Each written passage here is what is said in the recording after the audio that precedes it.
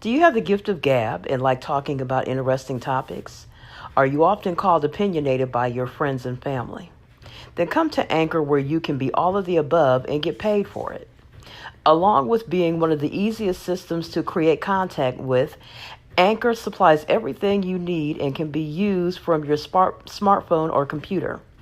They even distribute your content for you so that you can be heard on Spotify, Apple Podcasts, Google Podcasts, and more. Just download the Anchor app or go to Anchor FM to get started. Okay, hello Internet family. This is Anjanette Potter, also known as Adam's Rib, and this is installment post number 8 out of 29 days of Black feminism. So today's post is not going to be about an individual. The next 2 to 3 posts that I do are going to have to do with different theories and different mindsets that go along with number one feminism, but also Black feminism. So the first post, as I promised, is going to be about feminism, or more correctly, the 4 waves of feminism. So how we got to the point of feminism, and then more importantly, I'm going to go into Black feminism. So today's post is going to be the 4 waves of feminism. After this, I'm going to talk about intersectionality, which is where we come in. So feminism is defined as movements and ideologies aimed at establishing gender equality. So in this, feminism incorporates the position that societies prioritize the male viewpoint, patriarchy, and that women are treated unfairly within society. So feminism are efforts to change that, and that includes fighting gender stereotypes, seeking to establish educational and professional opportunities for women that are equal to those of men. Now, the four waves of feminism. The first one was comprised women's suffrage movements, which was fighting for the right for women to vote. This took place during the 19th and 20th centuries, and it promoted women's right to vote, as I said. The second wave, which began in the 60s and persisted throughout the 70s. You've heard of the term women's lib if you're a fan of watching All in the Family reruns and Good Times reruns and different Norman Lear shows, and you've heard the term women's lib. I think there was even a Sanford and Son episode that talked about women's liberation. And, Grady made the joke about women burning their drawers or women burning their bras. Anyway, that was women's lib, and that began in the 60s and persisted throughout the 70s and some of the 80s. So this campaigned for legal and society equalities for women. Then there was third wave, which started in 1992, and the focus on that was individuality and diversity. The fourth wave, which started about 2012. Now, the fourth wave, I'm going to talk a little bit about that because there's a tiny bit of debate, because you have some people who have it as say there is no fourth wave, and then you have others that say there is. So the information that I'm giving you is coming from Wikipedia, where they discuss fourth wave, which fourth wave there was kind of I would say a renewed interest in feminism, and this started at 2012, and it had to do with social media hashtag. You've heard of hashtag activism. So in 2012, you had different women's movements that were using social media to combat sexual harassment, violence against women, and rape culture. So if you've heard hashtag Me Too, hashtag Yes All Women, and hashtag You OK Sis, which we discussed when I talked about Feminista Jones, because that one was hers. So to go into more detail with First Wave in the U.S. and U.K. focused on the promotion of equal contract rights, and like I said before, 19th and 20th centuries, equal contract, marriage rights, parenting, and property rights for women. So in the UK, the Custody of Infants Act was passed in 1839, and that gave women the right to custody of their children for the first time. The Married Women's Property Act was passed in 1870 and continued to 1882. That was also the UK, and that had to do with property and land rights. So up to those points, women were not allowed to own property, and primary custody of children in the case of a divorce usually went to men. So women being primary custodians of children is actually not as you have these men's rights groups who protest women automatically being offered custody. Excuse me. But that wasn't always the case. If a woman, which is one of the reasons why so many people stayed in unhappy marriages or abusive marriages, because they didn't want to have to leave their children. So women getting custody of the kids is actually a more recent phenomena, if that makes any sense, within the past, say couple centuries or so. So the First Wave also campaigned for the abolition of slavery and women's suffering.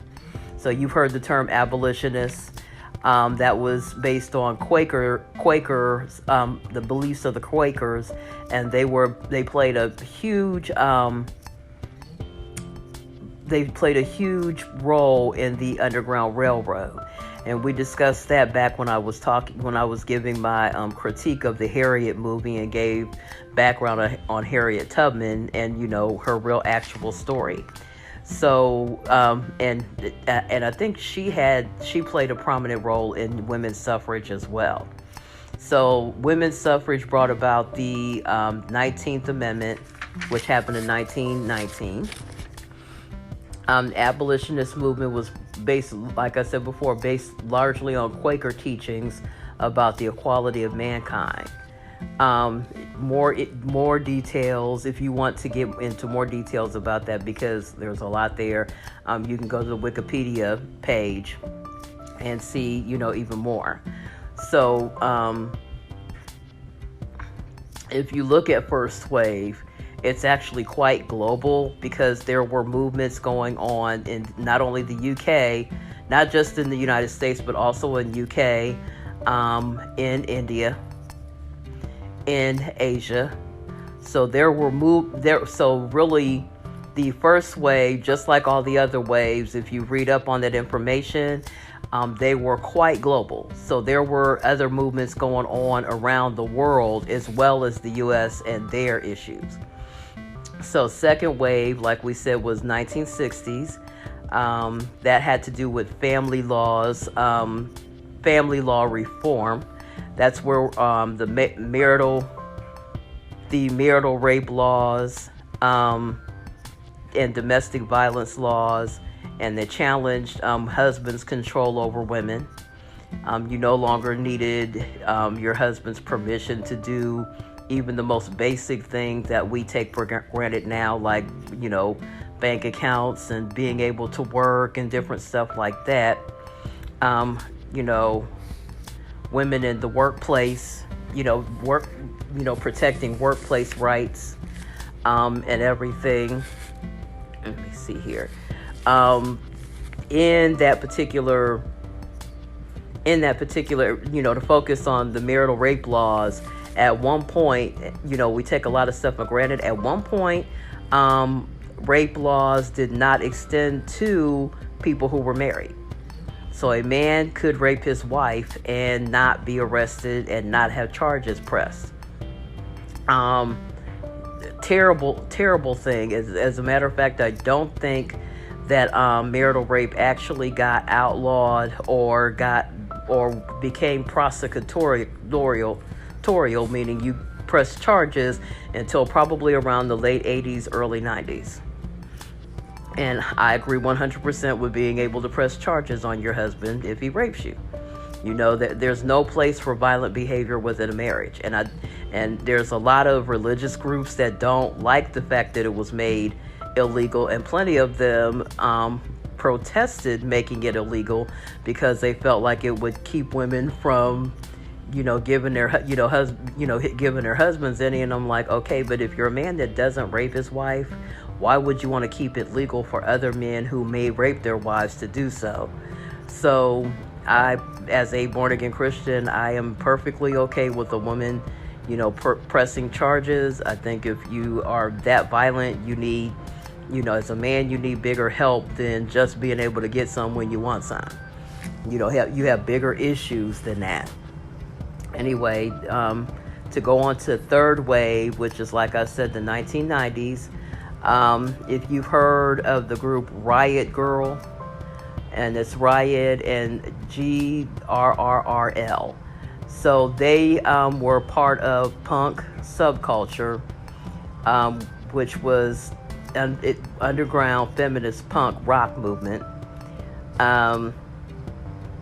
Third wave was a term that was credited to a feminist named Rebecca Walker, and I'm going to be posting about her.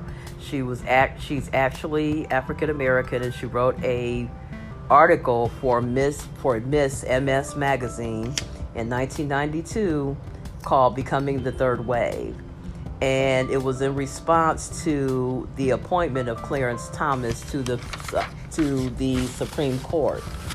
Now, for those of you who were around, you'll know what I'm talking about.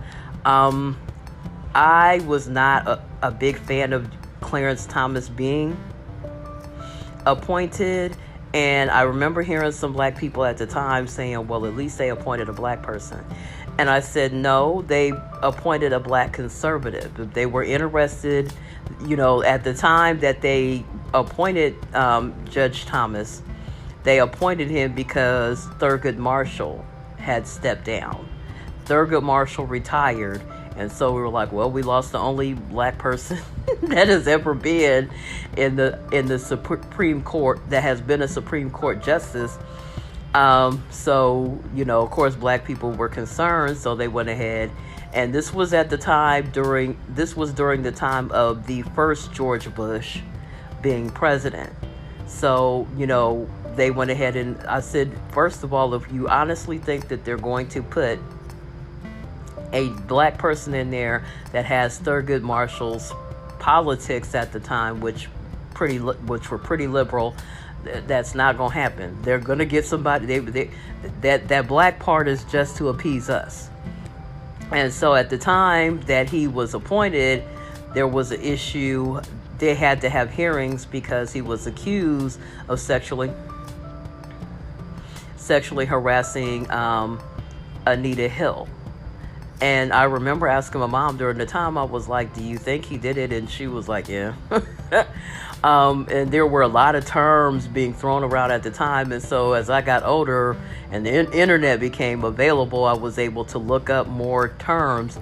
And it was just, they raked her over the coals. They really did. And I always wonder, because with this last one with Trump, they have these hearings, like they really want to hear these women out. And I think it's brave of the women to come forward and tell their stories. But I'm like, they already know they're going to put that person in there anyway. And it's just horrible, the things that these women have to go through to come and tell their stories.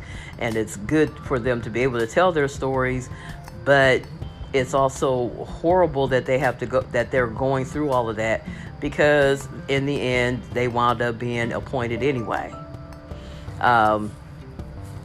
at least that's what happened with Clarence Thomas. So, she wrote, and I'm going to be talking more about Rebecca Walker as this month goes on, because she's going to be one of my people that I talk about for different persons that were involved in feminism.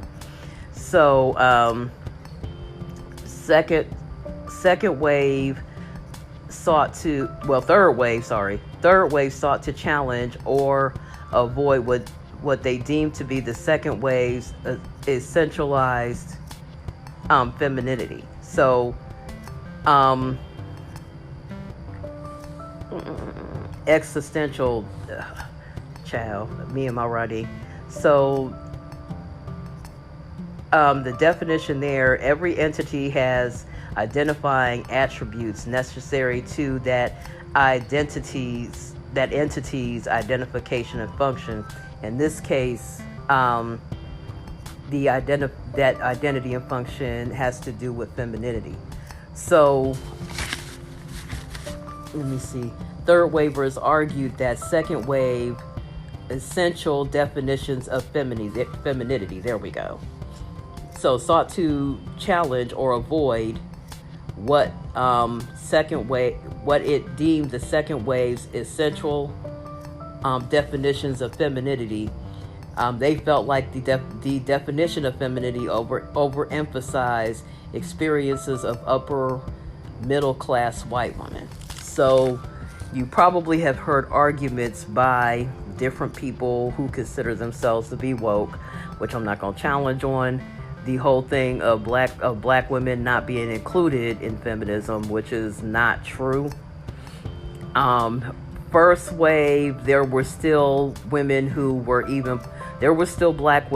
were part of first wave, even though there were moves to try to kind of close them out or exclude them, simply because, and that had to do mostly, I think, with Southern white women. But we still had a great deal to do with that, because a large part of that first wave was also the abolition of slavery. So, we have to remember, like I said, for us, as I continue to go on this month, you're going to see where quite a few key figureheads in black feminism and the fight for black women's rights are going to be people who are heavily associated with the civil rights movement. Third wave also focused on what they call micropolitics, the use of formal and informal power by individuals and groups to achieve goals within organizations. And in this case, the goal would be to keep out certain people or to oppress certain people. So they challenged they also challenged second wave paradigm. Second wave paradigm.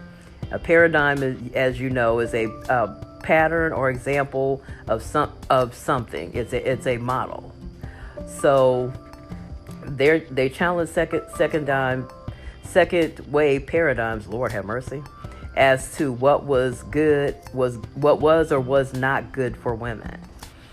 They also dealt with the post-structuralist interpretation of gender and sexuality. So post-structuralist has to do with the continuation or rejection of an intellectual project that preceded it. So on some things that was second wave, they challenged it. Other things they kind of continued on and added to it. So this contained debates between what they call difference feminists. So a difference feminist holds that there are differences between men and women, but no value judgment can be placed on those differences. They believe that both genders have moral status as persons. It also has to do with any psychological differences due to they believe that any psychological differences are due to social conditioning. which is pretty true.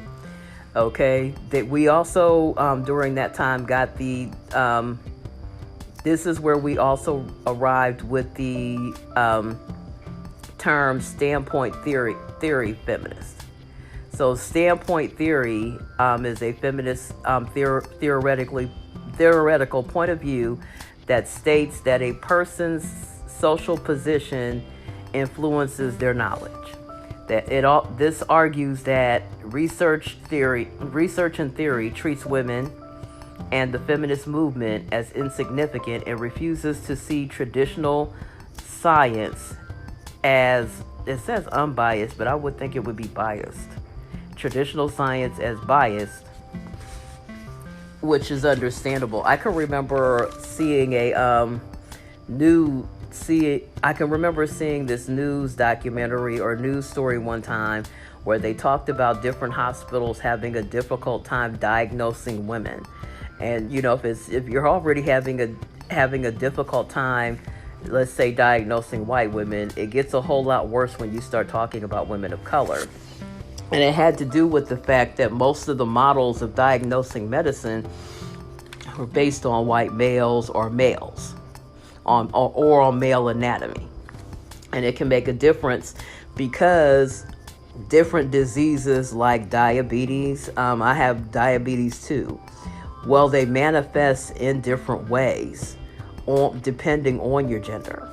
So standpoint theory argues that the feminist movement should address. They also standpoint. Sorry for all the stuttering. Standpoint theory also argues that the feminist movement should address global issues of rape, incest, and prostitution, cultural specific issues like female genital mutilation in some parts of Africa and Arab societies, glass ceiling issues. Glass ceiling is a term I haven't heard in a very long time, but glass ceiling has to do with practices that impede women's advancement in developed economies. So the glass ceiling basically has to do with, we'll employ you, but we just won't promote you to management. We'll appoint you to management, but you just won't be upper management. We will let you get as high as upper management, but maybe we won't make you CEO or COO or any of those other titles. So, it has to do with hiring practices that are, designed to keep you at a certain level. But as you decide to go even the higher you decide to go, the more difficult or more shark infested those waters might be.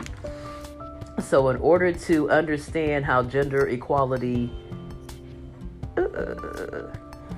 interacts with racial homophobia, classism, and colonization in a mix of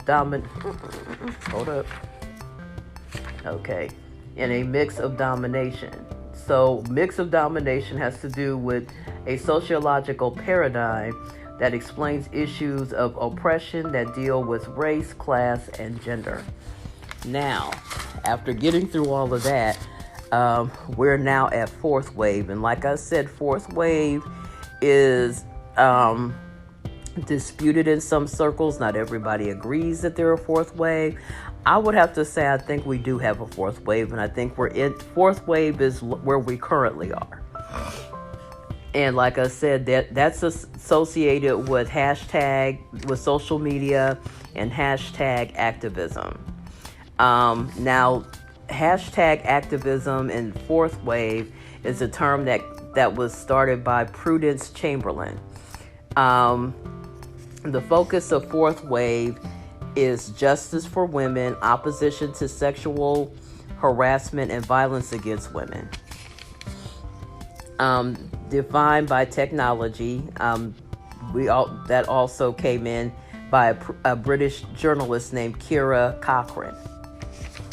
Okay, so this is an activism that uses social media to challenge misogyny and further gender equality. The focus is on street or workplace harassment, campus sexual assault, and rape culture. Now, many scandals have come as a result of many scandals have been exposed as a result of fourth wave feminism. The Delhi High gang rape in 2012, the Jimmy Savile allegations.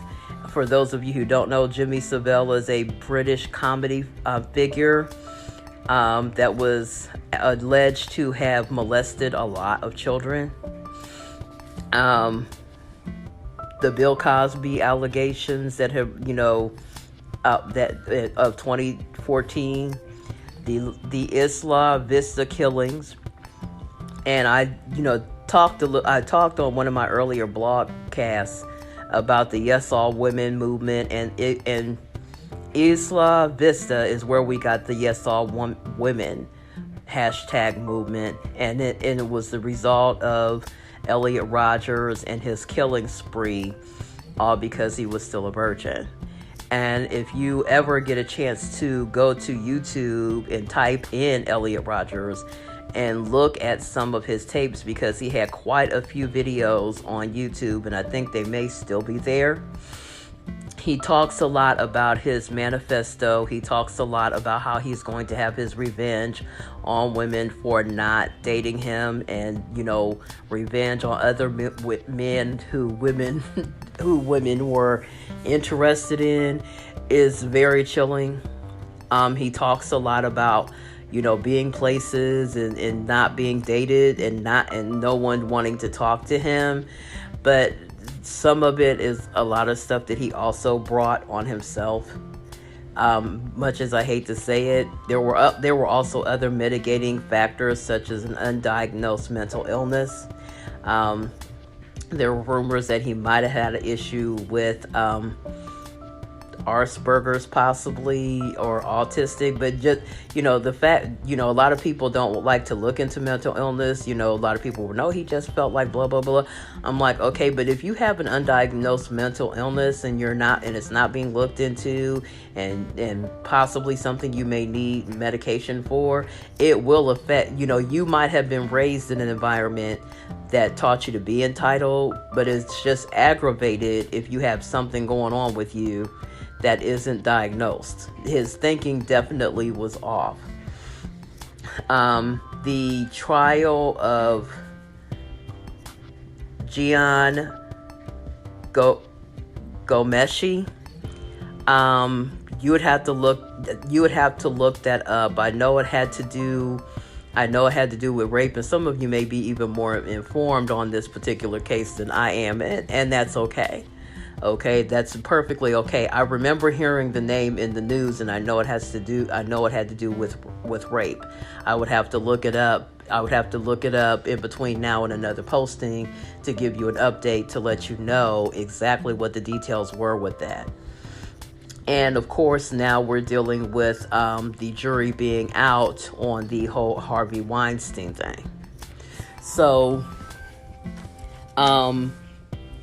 if you would like to look at each of these types of feminism into a little more detail, and if I can, I will probably go into more details on these by the end of the month. I may even go, March is Women's History Month, and I may give a separate post to each of these waves for Women's History Month. I don't, because it's Black History Month, I'm, giving Black women the stage right now, and Black feminism the stage.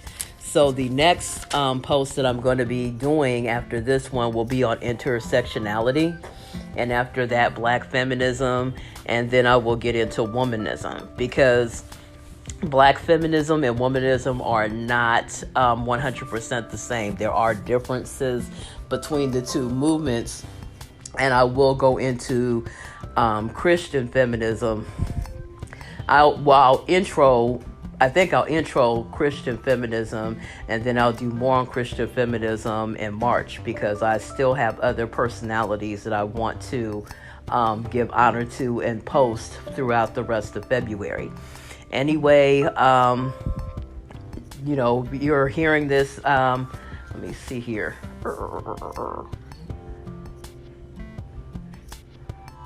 Yeah, if you're seeing this.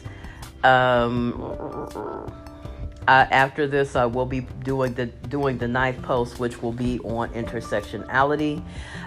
You guys have a good day. It is officially, I'm believing it's officially Thursday right now. So you guys have a good Thursday and enjoy your next couple of days. And I will be posting on intersectionality. So I will see you on the next post. Bye bye. Have a blessed day.